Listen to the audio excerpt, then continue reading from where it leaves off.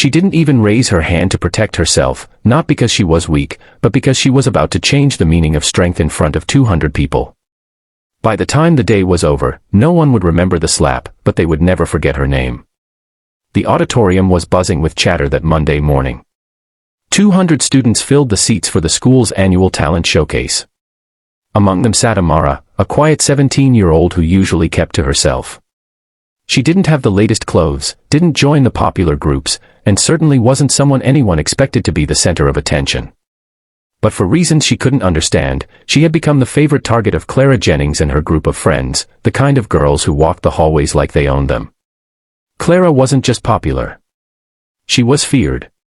She knew exactly how to humiliate someone in a way that would stick forever.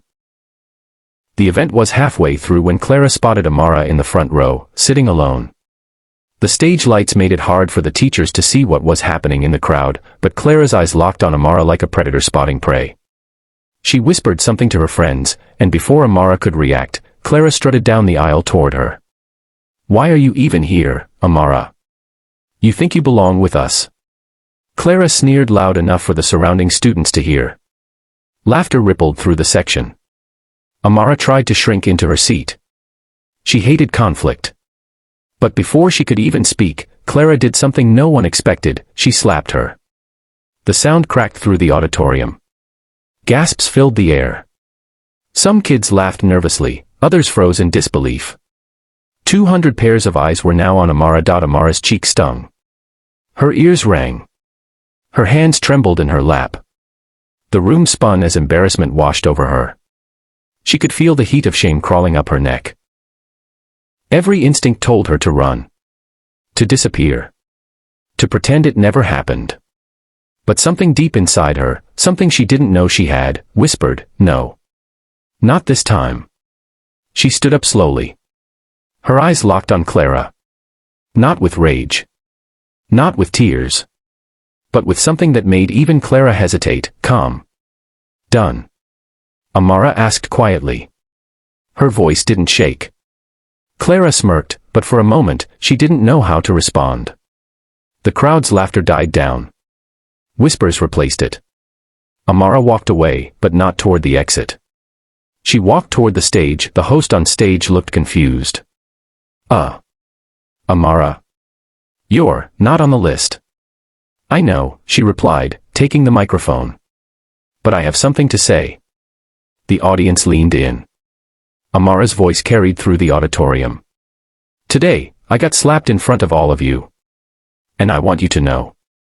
I'm not angry. Not because it didn't hurt. But because I finally understand something." She paused, scanning the crowd.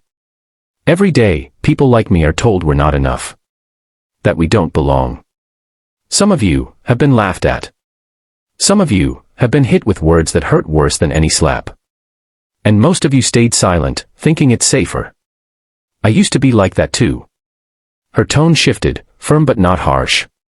"But I'm done being silent. Because silence doesn't protect you, it only protects the bully."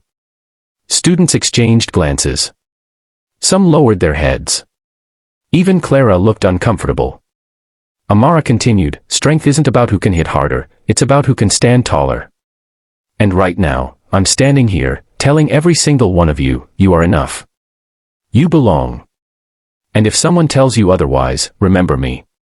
Remember today." The room was silent. Not awkward silent, stunned silent. Then, from the back, someone started clapping. Another joined. Within seconds, the whole auditorium was on their feet. Amara didn't smile. She didn't bow. She simply handed back the microphone and walked past Clara without even looking at her. Clara shifted uncomfortably in her seat. The power she'd held over Amara just dissolved. In the days that followed, something strange happened. People who had ignored Amara before started sitting with her at lunch. They asked her advice. They shared their own stories of being bullied. Teachers even invited her to speak at the next school assembly about kindness and respect. And Clara? She never touched Amara again. In fact, she started showing up quietly to the back of those assemblies. She never admitted it, but everyone could see it. That day had changed her too. It was supposed to be just another Monday morning at Jefferson High. The auditorium was packed, 200 students, restless chatter, laughter echoing off the walls. The talent show was about to start. 17-year-old Amara Malik sat quietly in the front row, clutching her worn-out backpack. She avoided eye contact, as always. Amara wasn't the type to draw attention, but somehow, attention always found her. And not the good kind. Behind her, Clara Jennings, the queen of the school, spotted her. Clara's reputation was as polished as her designer boots, confident, fearless, and merciless when it came to picking targets. She leaned toward her friends, smirking. "Clara, watch this."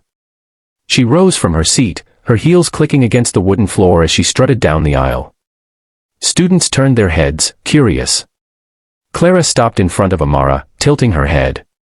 "Clara, why are you even here, Amara? You think you belong?"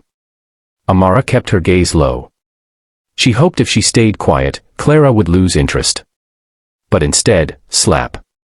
That day, Amara taught them something no slap could ever erase, that real strength isn't in striking back, it's in standing so tall, your silence speaks louder than their cruelty.